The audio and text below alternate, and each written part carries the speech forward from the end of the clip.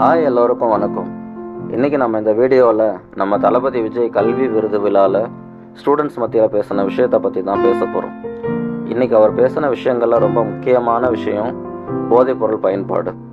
தமிழ்நாட்டில் இளைஞர்கள் மத்தியிலையும் ஸ்டூடெண்ட்ஸ் மத்தியிலையும் போதைப்பொருள் பழக்கம் ரொம்ப அதிகமாக இருக்குது.